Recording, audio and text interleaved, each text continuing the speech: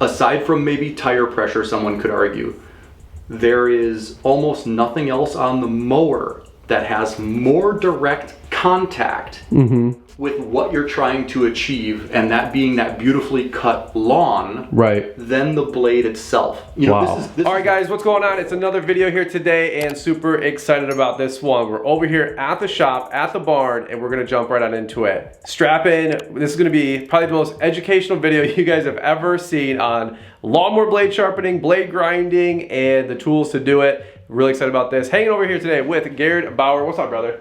How you doing? Doing good. Okay, so believe it or not, what time is it right now in the afternoon?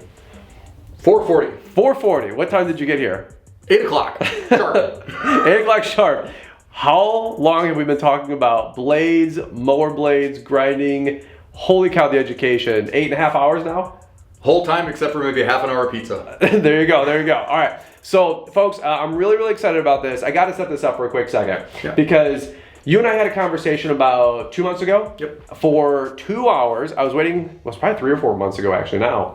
Because my salter was getting installed. December maybe. Yeah, so I was waiting at Weingart's and I was making some phone calls.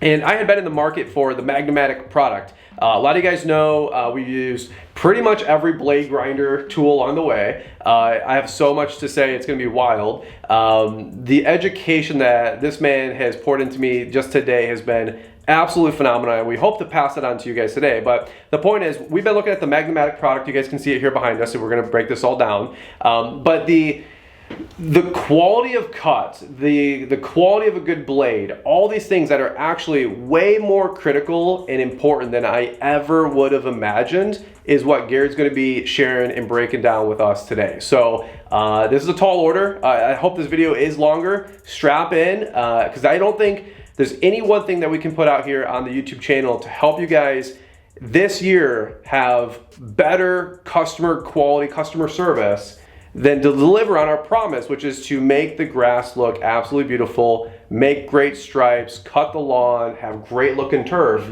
than what Gerd's gonna be sharing with us today, okay? So I know it's a tall order. Before we jump on too much into it and I just steamroll through here, do you wanna give them your background for a couple minutes here and let them know where you're coming from?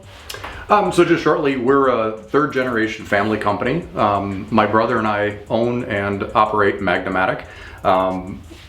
My grandfather initially invented the blade balancer back in the 1950s, and then my father, who was from Germany, bought it from, that would have been his father-in-law, and then started designing sharpeners. He was a mechanical engineer, and then my brother studied mechanical engineering. I studied business and marketing, and so together we kind of did the two things he was doing, you could say, as an entrepreneur. You know, you're doing and wearing many hats. We kind of almost have two departments now of business administration and engineering that way. And so now currently Eric has engineered the whole new Mag 8200 platform, which is this guy right here. And the big kind of exciting thing about why this model is interesting is much like how car companies design chassis, we made a base chassis that can be a grinding wheel unit, 1 inch wide. It can use a 1/2 inch wide grinding wheel, or it can use a 2 inch wide belt. Right now it's set up with a 2 inch wide belt, but what's neat about that is, of course, you know, there's scale of economy with us being able to share more parts. That's a benefit to us. The benefit to you as the consumer, what's really nice is you could buy this machine with the normal 1 inch wide grinding wheel and a fixed, this is currently the adjustable table, but the fixed table, and start in at a much lower price point, and you can check all that stuff out at our site at magnamatic.com, but start there, and this machine can grow with your business. That's what's so critically important or valuable. I love that. Because now, let's say you get some machines that have mulching blades, wavy, curvy ones. You can get the modular work table system, which changes out different inserts or tables or blade rests, as well as able to change different angles, and then have that ability. Then let's say you get a little bit bigger. You need to be able to cut material faster. So you need to grind more quickly.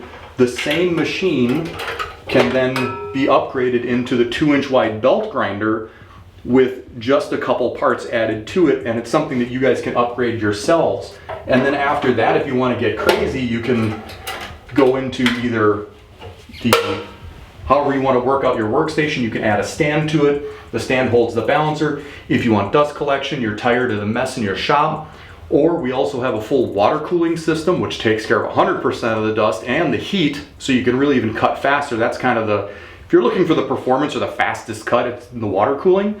But again, there are your own desires for how you want to deal with the blades, whether you want to stay dry or water. That's very preferential to the consumer. But keep in mind, you can start with that one machine as a small landscaper, and it can grow into whatever size you get to. There you go, there you go. So let's do this really quick for a little bit of a pecking order on the video. We're gonna be showing the Magna-Matic product, the deburring and cleaning unit, correct? Mm-hmm. And then I would love to have you help us with some education on lawnmower blades, including, let's talk about the products that people are using, like angle grinders, some of the other grinders that maybe are out there, like pros and cons. Behind us, we've got the RBG 712, sure. Which is what I'm graduating from. And we'll talk pros and cons, good, bad, and ugly, where maybe some of us are dropping the ball. I will tell you guys honestly here, like, Gerd, the best way to say this, right, is when we were talking a couple months back, I said, "Did you see any of my blade grinding videos?" And he goes, "I've seen some of your blade grinding videos." And I said, "What do you think of them?" He goes, you said lovingly, we've got work to do. Well, we can make improvements. So listen, folks, I do not have it all figured out. Shocker, right? So I am on this journey the last 4, 5, 6 years, hardcore, learning about business, equipment, horticulture, life, people. Okay, and one of the common jokes I always say is, we're talking culture and business and all this stuff, and sometimes the newest guy will say, well, hey, what angle do you sharpen a lawnmower blade at? And we're like, dude, like, that's such a remedial question. Like, bro, let's get going on this growth curve about your business. Let's get 200 grand, 300 grand, 500 grand of revenue, $1 million in revenue. Like, those are the more important things. Well, ironically enough, as Vince Lombardi would say, gentlemen, this is a football. Let's go back to the basics, because Gerd, in your professional opinion, I've got about 100 lawnmower blades sitting on my grinding desk back here. You can be nice or unfiltered. On a scale from 1 to 10, and hopefully my customers aren't watching the video, but on a scale of 1 to 10, honestly, rate my blades. What do you think we're doing right now? So there's a scale, there's a spectrum. We can call it that. When Brian showed me these blades, my initial reaction was pretty much, if I were a landscaper or a lawn care professional, I wouldn't have put any of these blades on a mower and cut somebody's lawn with it. For money. For money is what you said. Well, that's the intention, right? yeah. I don't know. Yeah. Non-profit over here, right? And it has a lot to do with, again, the dimensional requirements of a lawnmower blade. And when we're resharpening, sadly, in the common language of sharpening, most people equate things to kitchen knives and the sharpness of an edge. But there are different dimensional requirements, because a lawnmower blade does not cut like a knife. It is not a blade of sorts, but it is closer in relationship to a circular saw blade. Or if you have any experience in the machining field, it is closer to a fly cutter or a shell mill or end mill in a milling machine, in that it cuts with its tips at momentum. This is why all your mower manufacturers are boasting so much about tip speeds, because it is the tip of the blade that is doing the cutting work. And if that tip is not intact, or let's call it a tooth, because it really is a cutting tooth, if that tooth is not dimensionally correct, we can't expect it to cut any grass. In fact, the natural wear pattern of a blade, which we can pick up pretty much any of these here, this is even one that Brian had resharpened before, and you can see we've got a rounded corner here. This is the natural wear pattern of a blade, that the pointed tip becomes rounded. Whereas if we have here, this is one of the blades we resharpened a little earlier, where here we have a pointed corner as the tooth. Yep. Okay? Yep. Now you see the difference between the two. So we can just some pull contrast behind there, yeah. Yep, some contrast. So this pointed corner, which is of course what you see on a brand new lawnmower blade, right? And everybody always recognizes how nicely brand new blades cut. And then anytime a resharpening job is done, most people are never happy with the cut after that. And it has to do with this natural wear pattern to become a radius.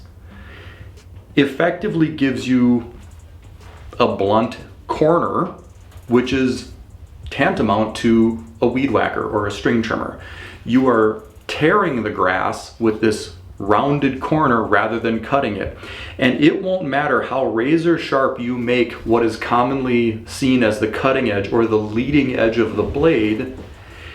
If this pointed corner is not there, it will not cut. So let me interrupt you really quick, because that's phenomenal education. And let's just go over this one more time. For me personally, this is ignorance is bliss. I was always under the assumption that the edge, the surface, and this T, where it cuts, was most important for cutting. That is not the case. That is misinformation, disinformation, fake news, as we were joking about earlier at the top. So the corner is where the contact is, and that's what is making connection with the grass and essentially cutting. Right, and cutting again with momentum. It is the speed, so if my fingers were the blades of grass in the lawn, it is this blade coming with such momentum, and that dimensional corner is what cuts the grass off.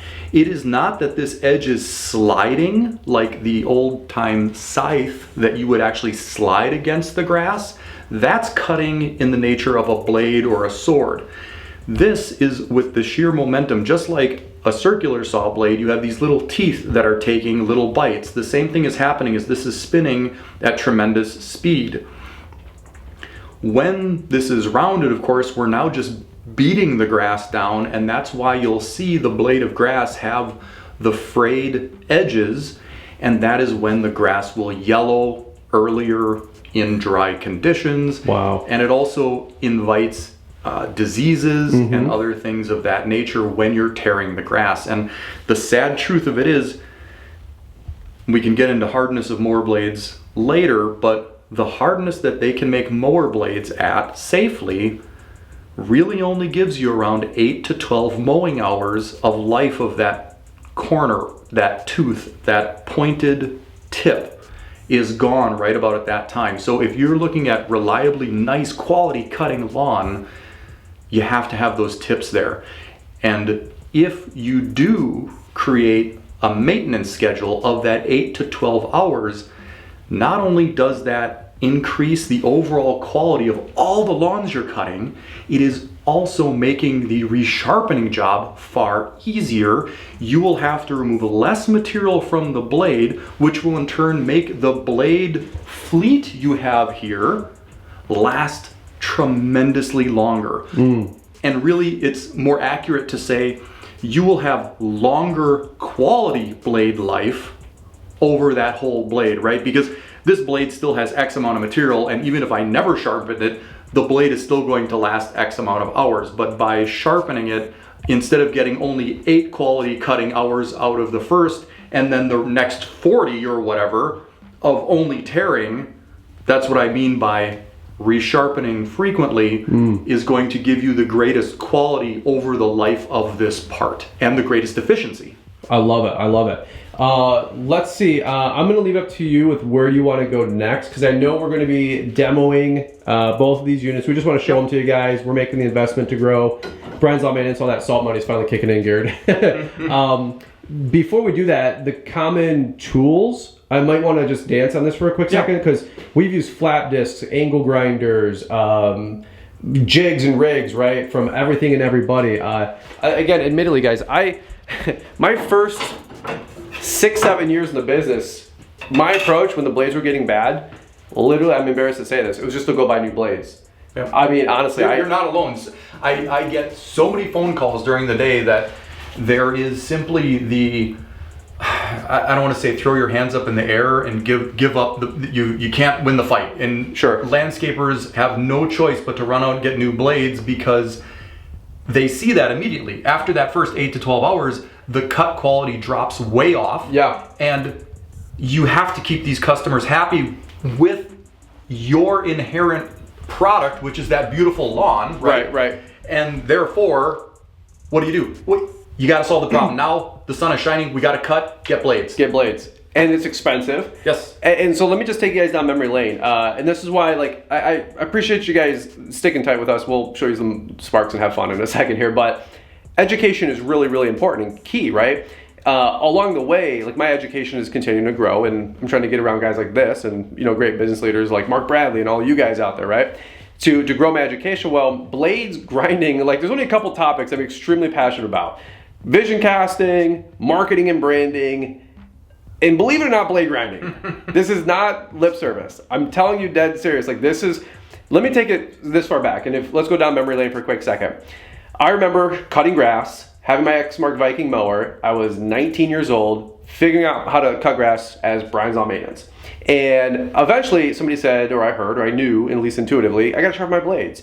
So what did I do? I went on Amazon or maybe HomeDepot.com back in the day, and I bought a literal, like you said, knife sharpening tool.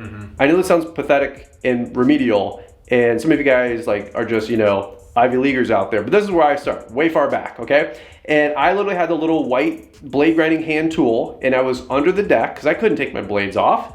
I didn't have wrenches. I didn't have an impact. I didn't know how to do any of that. There was no YouTube. And so I would take the little white handle thing with gloves on, because I was smart enough for that, and just kind of like whisk the edge of my blade. That's all I had. Then I had an orange one, and then I had invested into like a red and gray blade grinder, you know, that I got from Home Depot for $50. Then I bought the belt version, you know, for $75, which, by the way, in today's money is $200, $400. Yeah. Like, I didn't have any of this money back in the day. Like, I was doing $20 cuts. I had no money. So to invest into this stuff, it was either A, a big investment, or B, just not going to happen. Well, then I got, you know, a DeWalt angle grinder for, like, you know, $75 and a flat disc. Then I got, I think maybe along the way, another larger blade grinder for $400. I could never get the wheel to adjust the correct angle. So, like, it was won the commode, right? Put on Marketplace. Then from there, RBG 712, and I was using that for 5, 6, 7 years, right? And long story short, Gerd, I was like, we finally solved the blade grinding riddle. Well, not really. As you can see with my blades back here, as Gerd was just alluding to, and we'll get into some more education here in a minute, this is what my blades were looking like with that unit. Not that that unit's a bad unit. It's just not making the cut, as Gerd will educate us further on. And so I'm not saying every business needs to just go out there and go drop a couple $1,000 on a Magna-Matic. I think we can all graduate to that. And so that's why when Gerd spent 2 hours on the phone with me educating myself on what's going on here, I invited him all the way from Wisconsin. I said, if you have the time or ability to come on over to Wisconsin and educate us on everything that you're sharing about, not only can I use it, but I'm sure all you guys can benefit from this education as well. So that's where I'm at. I'll let you take it away from there. But I just, like, I've spent $2,000 or $3,000 on blade grinders, and I've never had what he would say probably a quality finished blade in 18 years. Like, that's a big issue. So number one, thank you, Jesus, for Gerd to come on over here. Number two, I apologize for all the bad blade grinding videos I've ever put out there. Not that they were terrible, but they're just not, let's be honest, they're just not as accurate as they could have been. Right, and they were at your stages of understanding and learning. Sure. And again, that's kudos to you in that you see value in learning and education, and that's kind of a cornerstone of what we're doing at Magnamatic as well. Yeah. Please visit the site. We've got all kinds of resources just for you to learn things, okay? It's not just an online store to buy stuff. We have a lot of resources there. We try to put a lot of information out on YouTube as well that is of a more kind of, we try to be kind of nerdy, scientific, objective about this stuff. If I can help you guys understand how to get to where you want to be, that's our primary goal, and hopefully then by understanding that information, you'll have a look at our equipment, because we do take a lot of pride in it. I will say everything is made in Wisconsin. We use as many American components as we certainly can. There are some that, well, they're just in the world and you have to do that. It's pretty difficult to actually find nuts and bolts that are made in the USA anymore unless you're making them yourself. But all the things like, for example, I brought the whole guts. Basically, this is the whole inside internal components of all of our sharpeners. The bearing block, this is where the grinding wheel or belt would mount, the drive pulley. This is the whole truck and adjustment assembly with stainless steel guide rods and the full adjustment in between, the bearing pivot block where the belt grinder would be. We even put oiled felt washers under these metal covers to wipe these surfaces, that if any grinding dust gets on it, the machine is cleaning itself so that you get the longest life possible out of this investment that you're going to make in something to keep your blades done properly. So we take a tremendous amount of pride in our design. All of our engineering is in-house.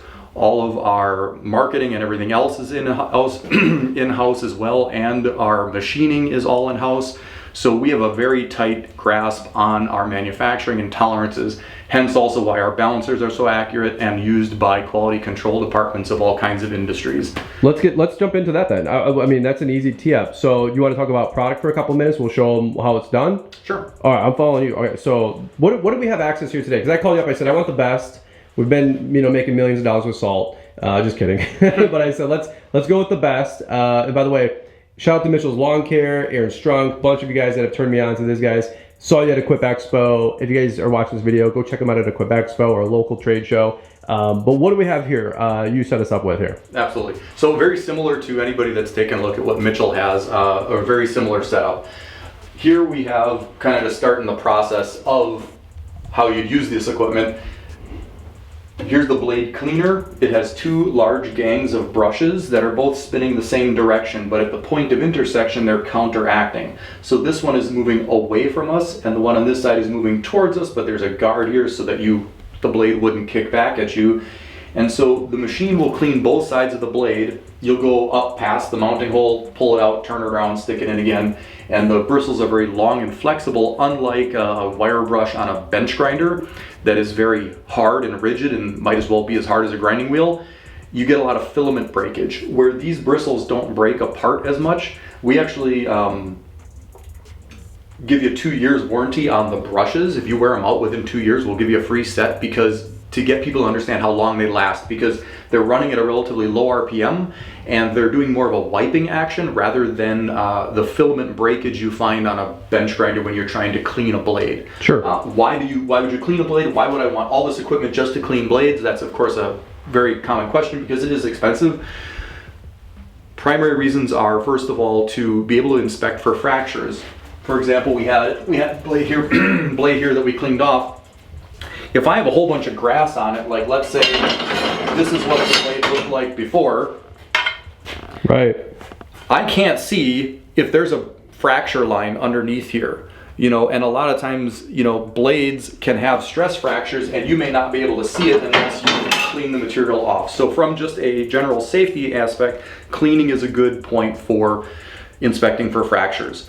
The next thing is, of course, balancing a blade. We don't love to have a whole lot of extra material hanging on the blade for us to balance it and get something accurate, because balancing a blade very simply is kind of like a rotary scale.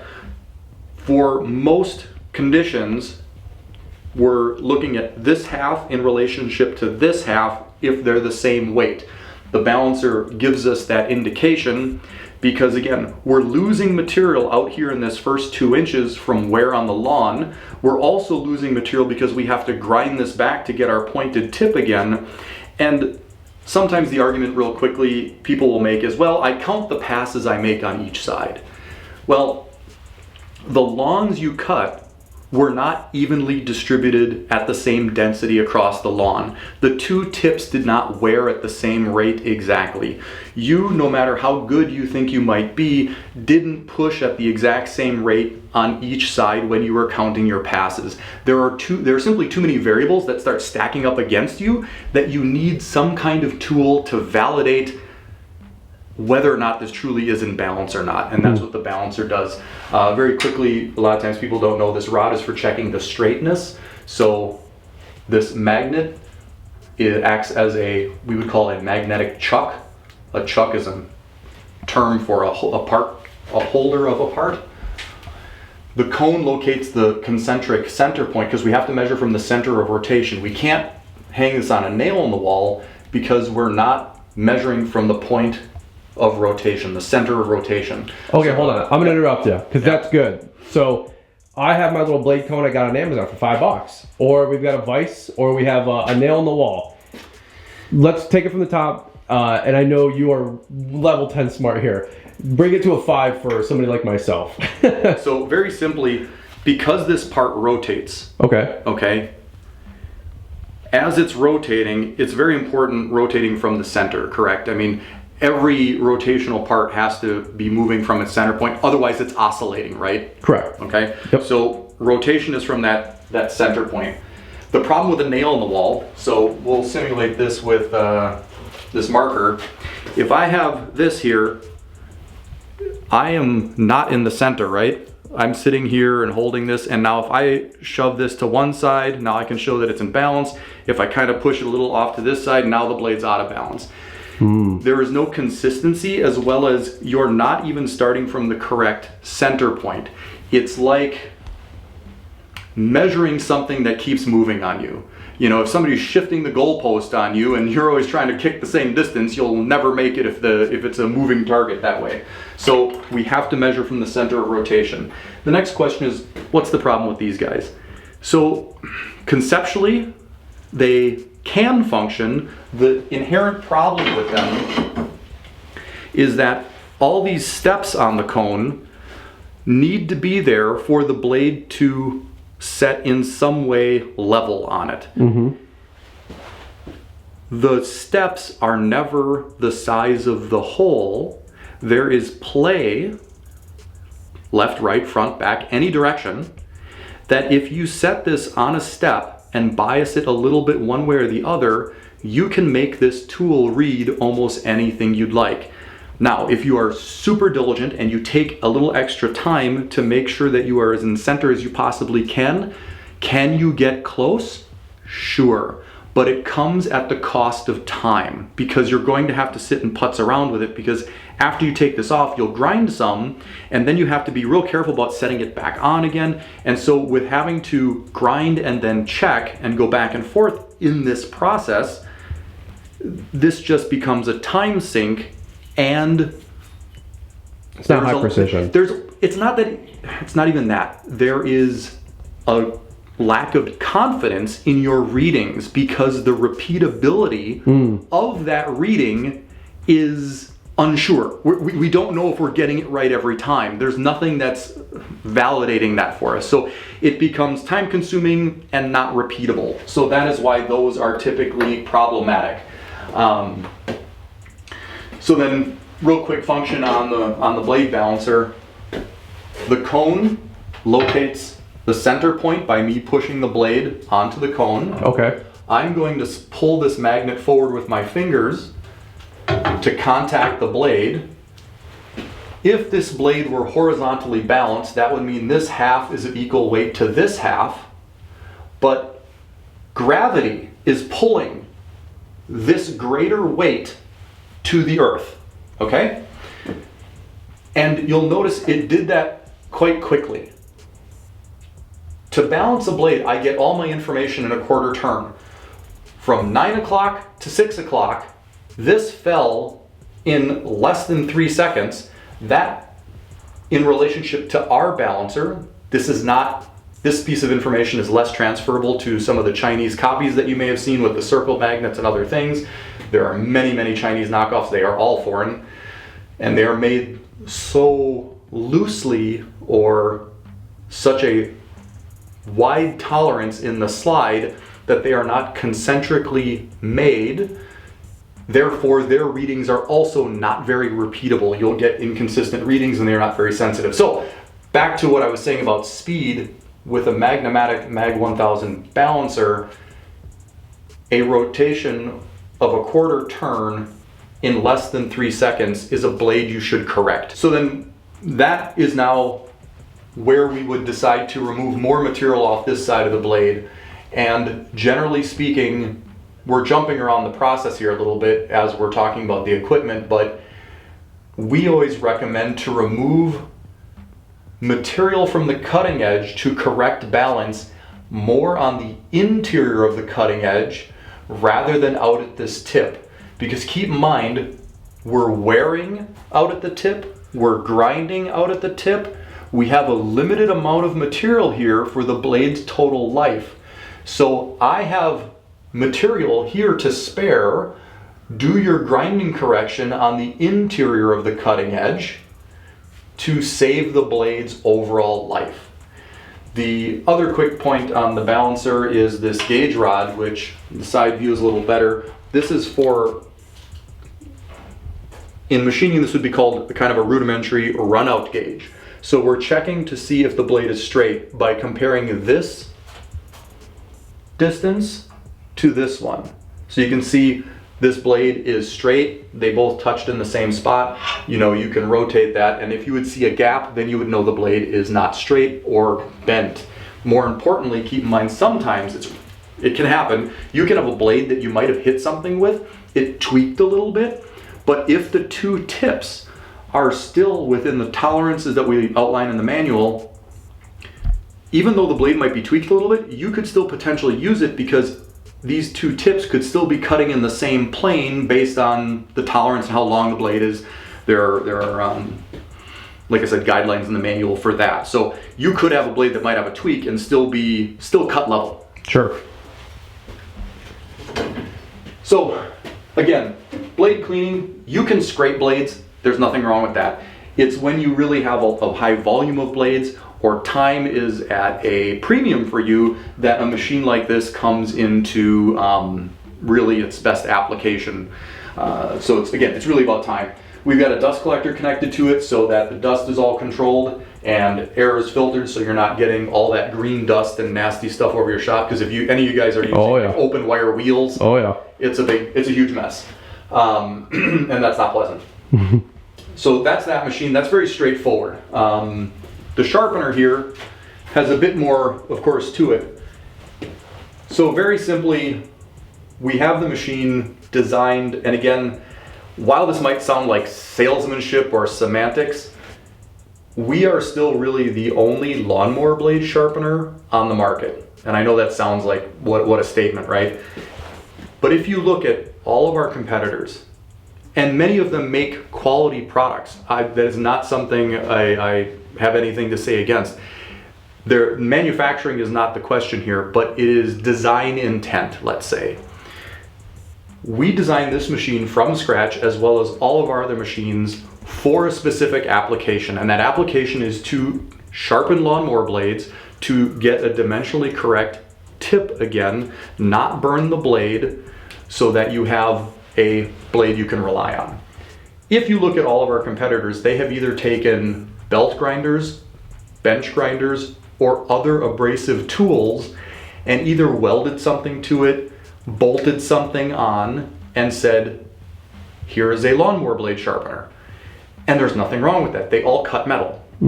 But if we're looking for very specific dimensional requirements on the lawnmower blade, we are the only lawnmower blade sharpener.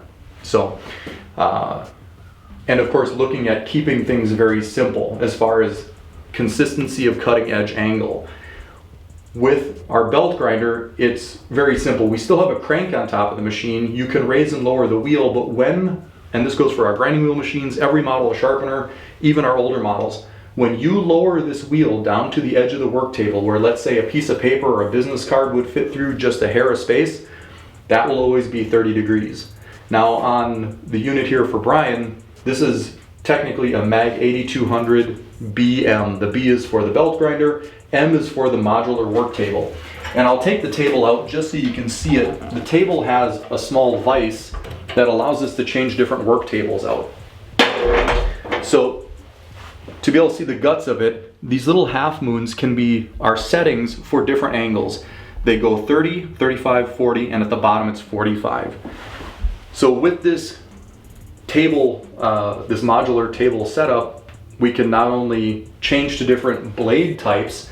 This blade rest is for doing wavy, curvy mulching blades in conjunction with a 1/2 inch wide grinding wheel.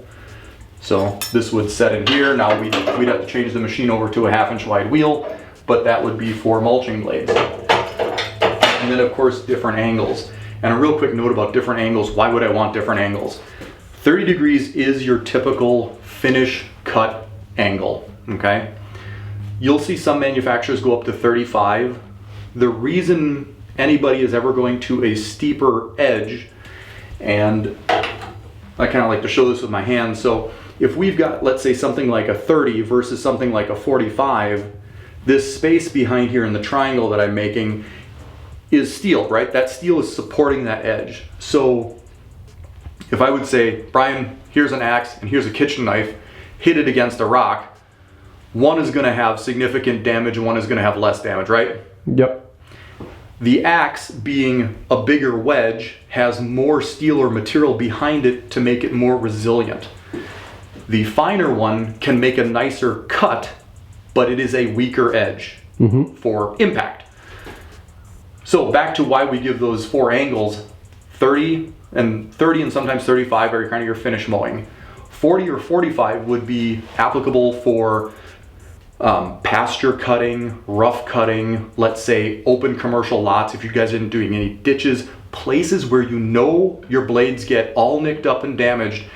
We strongly recommend, if it works out in your budget and your scheduling, because that's part of it too, if you can almost have a day where you do all the rough cut jobs and you send machines out with these blades that you cut way up at 45, those blades will be more resilient to getting nicked and hitting things. Yes, the quality of cut is sacrificed a little bit, but you're getting some blade life and not beating up your main, let's say, fleet of nice 30-degree blades that now are taking all this damage, or let's say that early spring work that you might be doing. You could have those blades set aside for that. So that's why we offer different angles from an application standpoint. One thing I was going to ask you a question on, if you can grab a lawnmower blade for me. So you said you trick questioned me earlier, which was really good. You said, what's the importance of this whole cutting edge? And I said, well, that's the surface where the grass gets cut. And you had said, that's actually what flicks up and out the material. Can you nerd out for me just for a quick minute on some more education? Because this was really, really helpful stuff. So, well, yeah, we'll talk a little bit more about blades. So if you'll indulge me, Brian, I'm going to give you the same question and answer because I think it's a nice way to highlight some of the information. Even though I know you know the answers now, you can give me your initial answers. Pop quiz, right? Yeah, there we go. So I have a lawnmower blade here, and holding it like this, Brian, what is this shape? I said a rectangle. And I said no. Then I said a circle. And that is correct. Okay, so pray tell. A lawnmower blade, while it appears, the silhouette appears as a rectangle, when this is in motion, you have to treat it as a disc or as a rotor or as a circle. Okay. Now, you guys have probably had to buy blades and then give the dimensions of those blades. And this is going to tie back into it. Brian, what are the 3 dimensions of this blade? So I had said like width. Yep. I had said length. Yep, you said length? Thickness. Correct. So length is the wrong answer. This is kind of a big misconception in the lawn and garden industry that people call this a length. It is in fact a diameter, because if you ever look in manuals or any other information on where they might say how to measure that, air quotes length, it is diagonally from tip to tip. Okay. Well, that makes this a diameter, not a length. Because again, this, when it's in motion, is a circle, and because of the geometry of this tip, when we talk about this tip, this pointed corner, our cutting tooth, is made up of 3 surfaces. The cutting edge face, the underside, and this end face. These are all designed specifically to cut grass. They all have their importance. Now the first one, the cutting edge face, which is that typical 30 degrees, is largely for what we would call in machining chip evacuation. Much like a drill has that helical spiral for the chip to squirrel and get out of the way so that we can cut into more material, when the blade hits here, the piece of grass is cut off, it hits the lift and then is evacuated. The next surface, making our tooth, our pointed tooth, is the underside. The This underside, while on this blade, which is totally flat, has to be mounted in the deck with some pitch, right? You guys have heard of deck pitch? Mm-hmm. That deck pitch is to make a clearance, and generally it's 1 to 2 degrees from the bottom of the blade, to get out of the way and not have this underside surface or this back of the lift beat up the grass, the nice grass we just cut. So as this is zinging by, if this were totally flat without any deck pitch, this would be beating up the nice tips of the grass we had just cut, ruining the beautiful finish we just made. Wow. The next thing is, and this one's always a little difficult to see, but I suppose I'll try and hold it this way, but this lift is kicked back, which makes this point stick out. I'll try and hold it this way, but this tip is actually out 1 to 2 degrees. This is not a 90 degree. This is more like 88 or 89. You can see it good on camera. I've never even thought about this or noticed this. So when the grass is coming by and we've cut the grass here, and now the grass that is yet to be cut, if this were a circle, or excuse me, if this were totally squared off, the same square, like if I just cut this blade off here, this lift would actually be sticking out. And so when it would come around, this would actually knock and beat up the grass that we're next feeding into. So we need 1 to 2 degrees here, we need 1 to 2 degrees here, and we've got here, chip evacuation. Here, don't beat up what we just made nice. Here, don't beat up what we have to cut yet, because we want that standing up nice so that we can cut it clean. And when you run out of any one of these surfaces, the blade is shot. And the surface you're going to run out of is the flat underside, or air quotes flat underside, because the manufacturer built in this lift or bent in this lift on the blade, which used up some of this flat material. So if you have to make a judgment of how long of a life this blade has, it is from the tip to where the lift bend begins. So this width right here, and let's see, do I still have my marker? You can hopefully see this on the camera. So I'll try and hold this up here. So let's say, just real roughly, and forgive my drawing here, but I'm gonna say if I draw roughly a 30 degree here, you know, this is probably around the end of the life of the blade. So you have this material in here is the life of the blade you have. Sure. Because if I would grind, let's say, something crazy way back here, that would actually cant this blade and it'd almost be kind of sweeping if we would be grinding way back in that lift bend. Wow. So this, you know, from here to here is the life of the blade. And here's another one. This blade will be good because we can draw on it. Now the natural wear pattern of every blade, and you guys have seen thousands and thousands of blades, this tip becomes rounded, right? And that's not too bad, but let's say you're letting some of your blades go like this. And all this black area, this is the arc. Mm-hmm. Now if we want to get a pointed corner again, we've got to grind all the way back here. We have to remove all this material. This is a crazy, crazy amount. So please understand, the longer you let your blades go, the bigger the radius this gets. And as this radius gets bigger, it almost compounds the work you're going to have to do to grind this back to get a pointed corner to effectively cut any grass. Whereas if you, back over to this tip, if we would have only let it go for, let's say and I'm just approximating here for what I'm drawing, but let's say this little nick or this little tip was rounded off after your 8 to 12 hours, now I'm only having to, oh, I'm not drawing real well here. You'd only have to grind back, let's say, this much material. Wow. Okay, which would be tremendously less material, giving you, now if you think about this across this end, if, let's say, here are all the sharpenings we have, we could get all these sharpenings out of this blade, rather than only from on this one, we're all the way back here with that one sharpening. And again, when we say sharpening, that is sharpening to get a pointed tip to actually cut the grass again. Can you always shine up this edge and make it where it feels like you could cut a tomato, sure. But a little hint, if you guys need to reach under a mower that's of course off and want to give yourself a little bit of a, hey, I want to tell if my blades are sharp yet, most people typically do like the kitchen knife type of thumb across the edge. That's not going to give you any information, but rather touch your thumb to the corner and see how pointed that is. And if that feels really rounded and worn down, your blade is dull. You need to get those blades off and get new ones on. If you feel a bit of a corner there yet, you've got some life. If you have to do a non-visual kind of touch test. Wow. So then that's why new blades always cut so much better, right? Quote unquote. Because they have the, probably for most of us, you know, I'm sure none of us are without sin after this part of the video. That's why it has the most cornered 90 degree or 88 degree corner. That pointed tooth, that pointed corner, that tooth. And also, wow, keep in mind, one of those things of, back to that question of the circle and the diameter,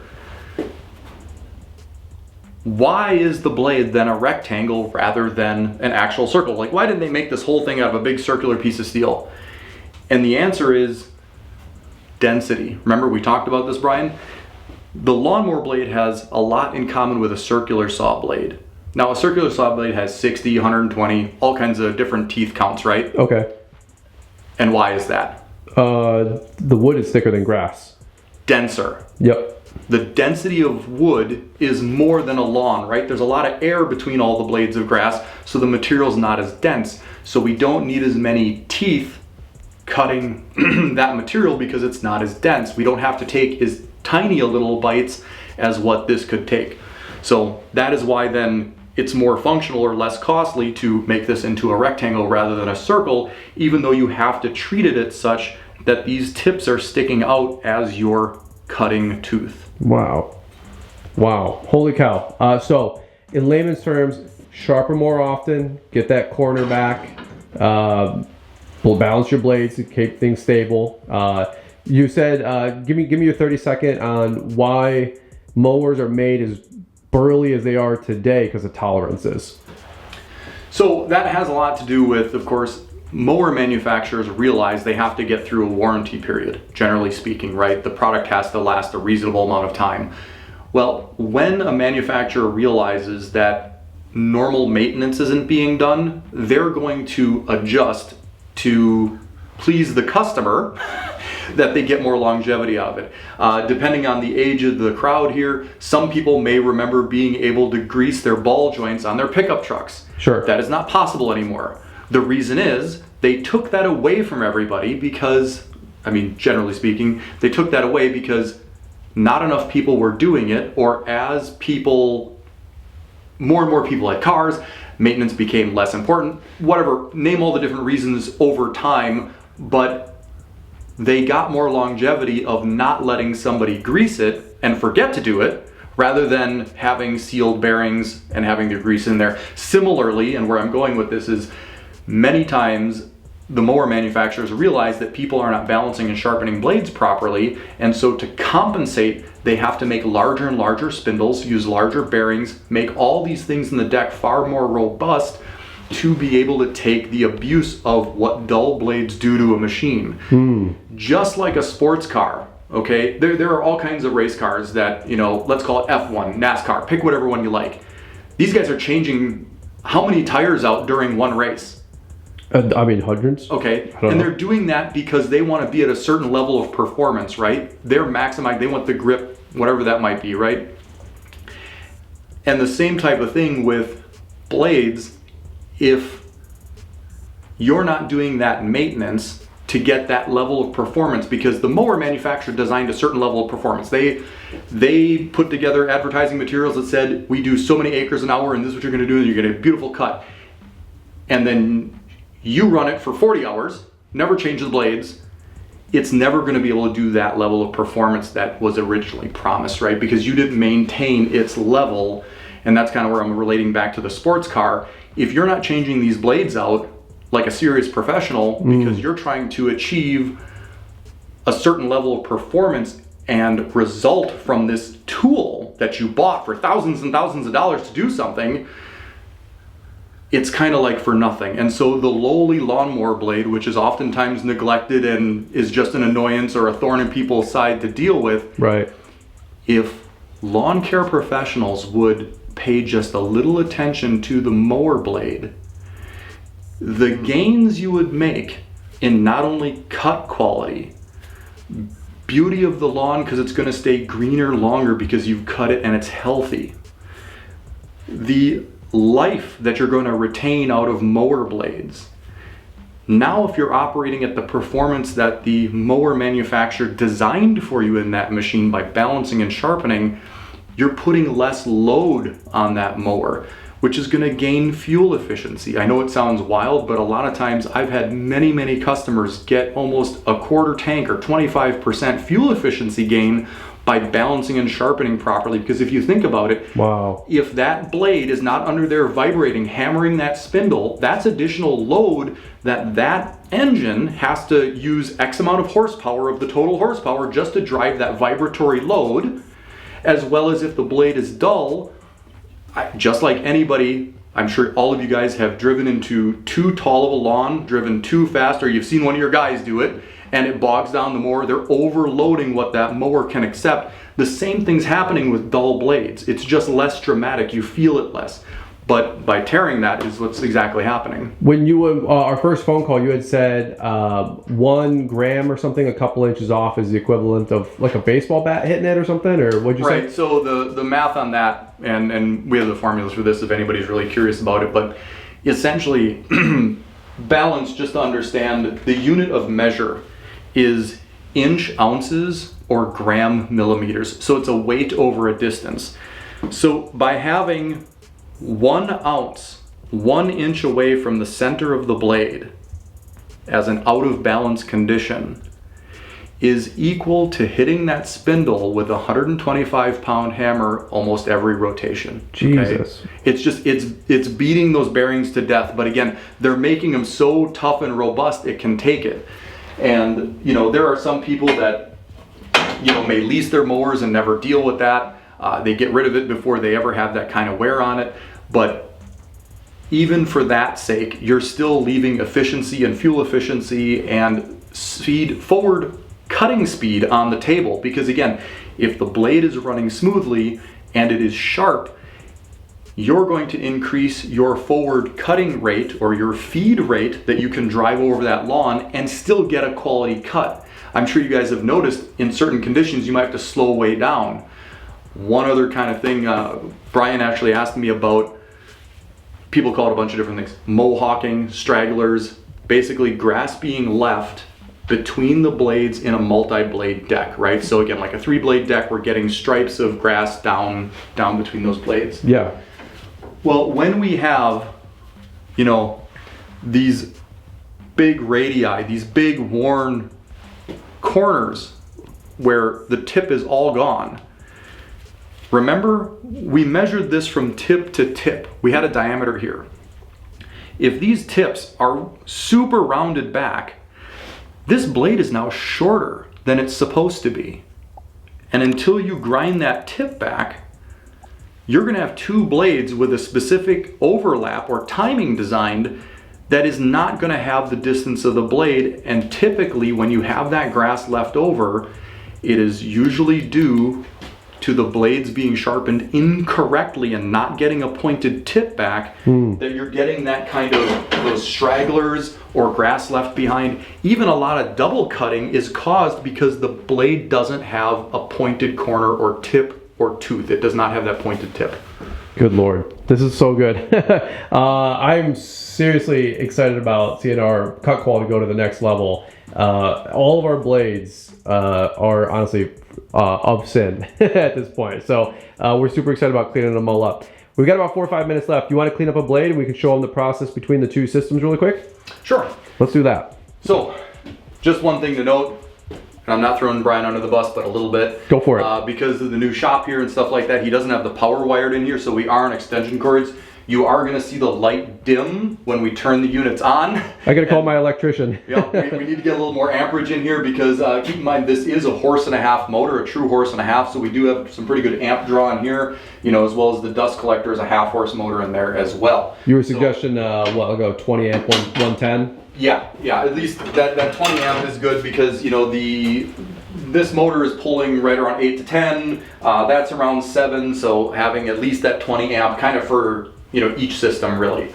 All right, so here we've got a blade that's, I mean, it's really got, you know, the standard kind of caked on grass on here, and I think this is off an X-Mark, correct? More than likely, yep. So, and again, like I said, what you're gonna find is when I put the blade in, there will be a little tug around the lift, but after that, the forces will be equalized. I'll even let go of the blade and you can see how far it goes and where it stops. Again, it's going to be cleaning both the top and bottom. The bristles are very long, so I'm going to be able to manipulate and move the blade.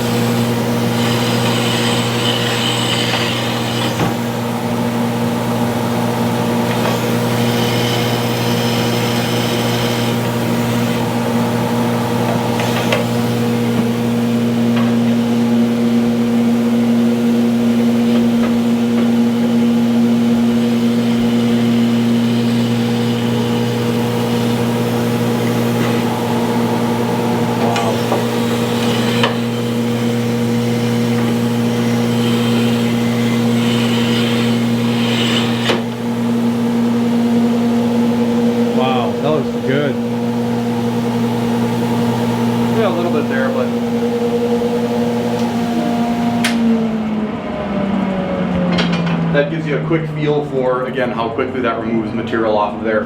And again, everything's hooked up so we're not getting any of that green dust. We're not getting that on ourselves and having to breathe it in. That's awesome. Let me see that one more time. That's incredible. Bring it over here to the light a little bit more.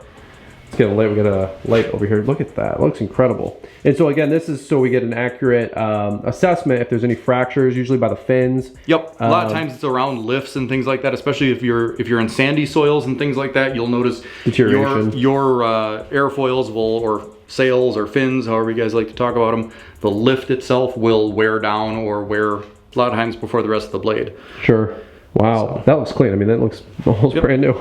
That's awesome. And then from here, we're taking it to the blade grinding machine? Correct, yep. So we'll put the flat paper back There on. you go.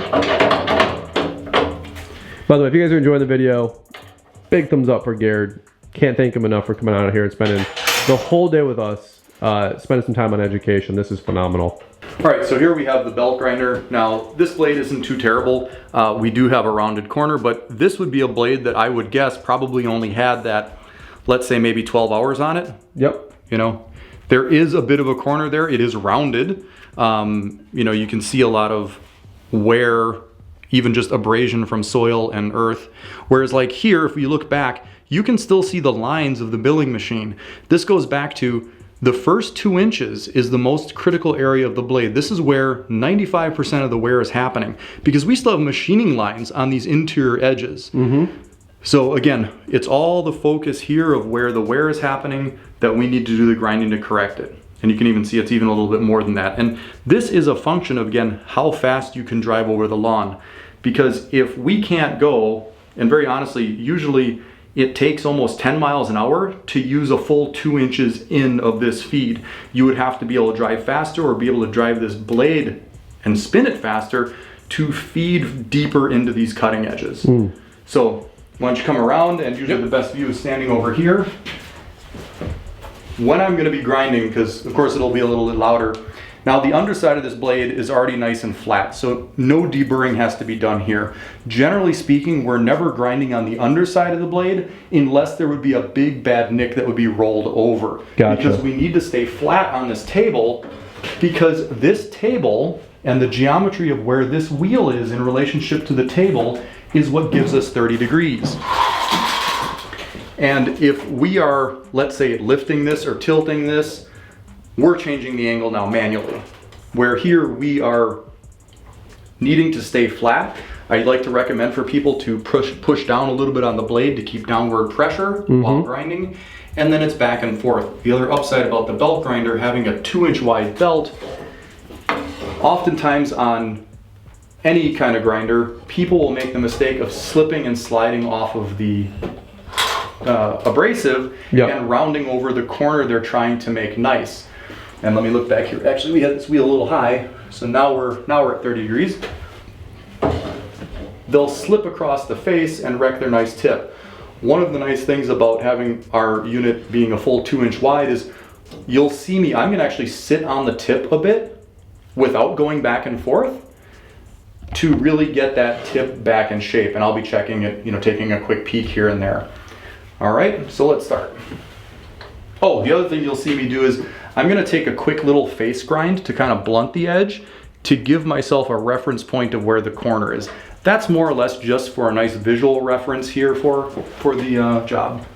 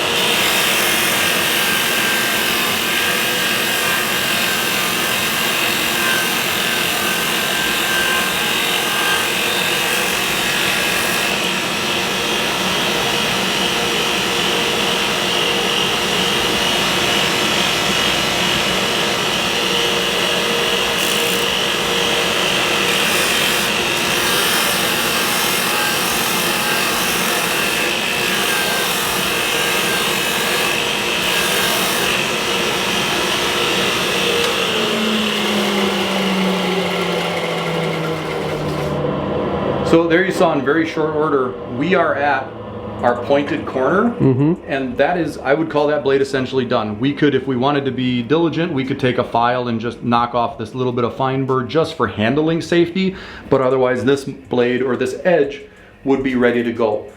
As you saw, we knocked off that corner a little bit, and then immediately really, you saw me push hard because again, because of the power we're on here, the light dimmed because I was pushing that hard, and how quickly we removed that material to get that pointed tip back and get a full cutting edge. And it's all exactly at 30 degrees.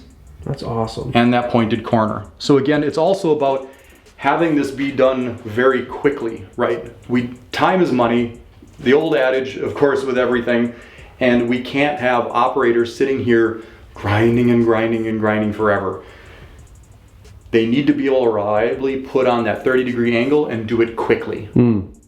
So that's awesome. That's essentially, the sharpening operation there. That's awesome.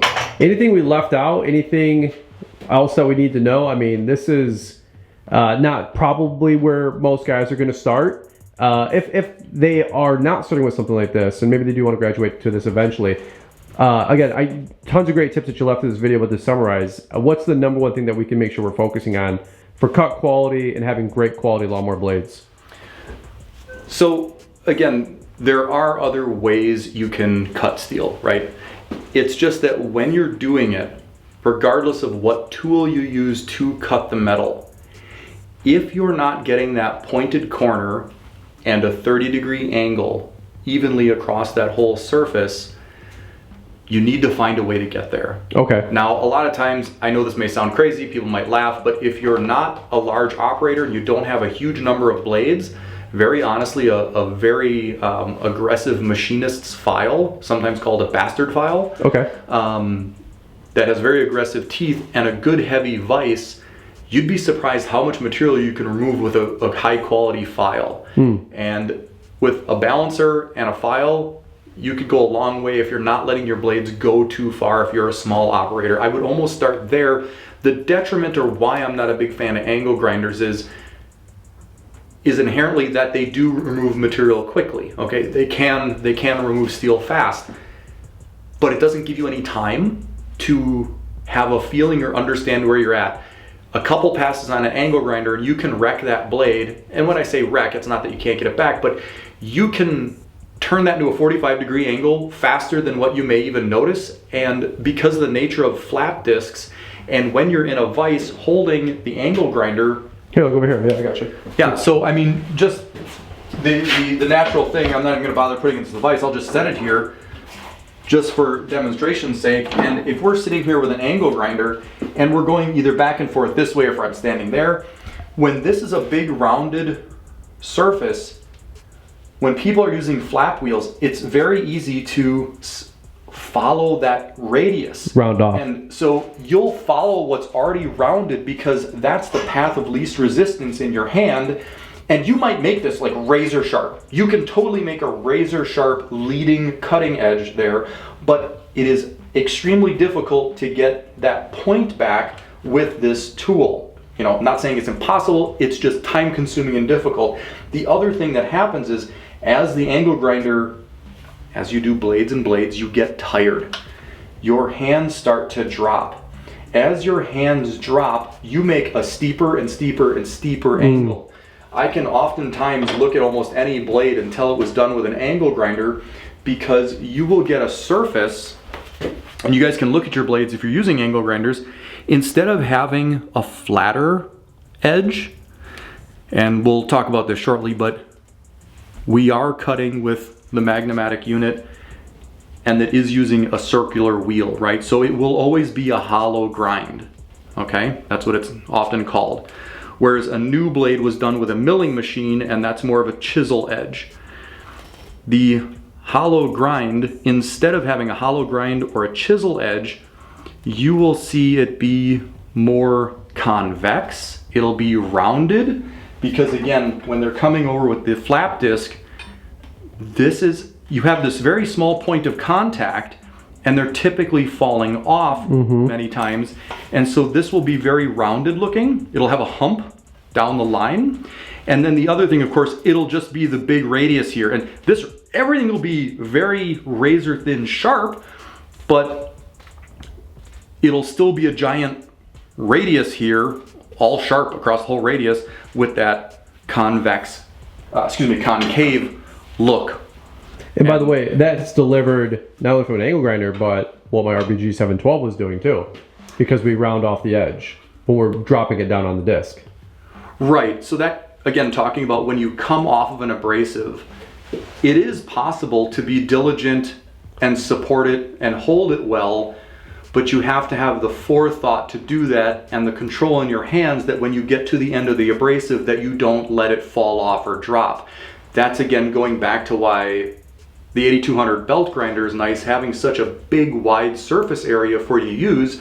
You don't have to be so careful. Of course the 8200 can use a 1-inch wide grinding wheel as well. When doing that, of course, now we do have a little bit smaller surface area. You have to be a little bit more cognizant when you're on the tip and going back and forth by the tip to not be putting so much pressure into the wheel, you know, and then slip off the face. Right, right. You know, you have to either stay and take very small strokes, or when you come off, back off your pressure. So, I mean, keep in mind, many things can be misused, okay? What I'm just trying to convey is that that 2-inch wide belt helps alleviate some of that user error by giving you a greater surface to sit on. Makes sense. And by the way, I'll just put the proof in the pudding of what Gerd's sharing about. Rounded. Gerd, I'll give you $20 if you find a square corner. Rounded. And me and my guys, we've spent a lot of time on blade education, right? Education. I mean, you have these, but these are new blades that haven't been ground by anybody yet. This tower, yeah, these have been used one time. And I've got Oregon's, X-Marks, Ballard's blades. You guys ask what blades we use, all of them. And I think it's not so much the blade, besides like high lift for us with what we're using, it's the corner. And that's where, if we even get fussy with our blade quality, right? So you can see like all of my blades are rounded, just one from lack of education and two, just what we're using with that RBG 712. And again, it was not an indictment on anything. We're just learning, more education. And so this has been phenomenal. So Gerd, I can't thank you enough, brother. I think this is probably the longest video we've done on YouTube, but thank you for your stewardship with helping all of us become more educated on blades, better cut quality. I remember you saying there's nothing more than what we do as lawn care pros, right? That could be more critical than the final cut that we're leaving for our customer with our lawnmower. And that means if you distill that down, what's the one thing that's making all that difference? Beautifully sharp cut quality, you know, lawnmower blades. Yep. I'll reiterate that real quick in that. Yeah.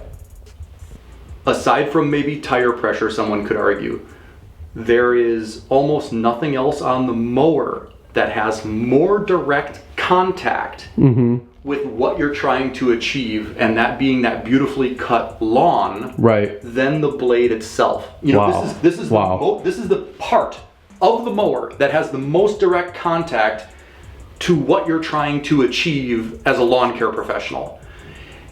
And the irony is, because it is one of the lesser expensive parts, grinding is a dirty job. It is usually something nobody loves to do, and therefore it gets shoved off to the side as the least important thing, whereas so many of the complaints about lawnmowers are often derived by often caused, by bad blade maintenance. Wow. And you're just, you know, that people say, again, the old idiom of you're leaving money on the table kind of stuff. By not servicing your blades properly, especially as a professional, doing this as, you know, as the expert in the field, creating those beautiful lawns, this table needs more attention. Right? I love it. I love it. That's good. All right, good deal. Well, we're gonna probably button it up right here. Can't thank you enough for all the time. Let me get this out of the camera for a quick second. Appreciate you guys watching. Sorry for the lighting kind of flickering back and forth. We got the ring light in here. That's bright being on this side of the camera. But thank you, for real.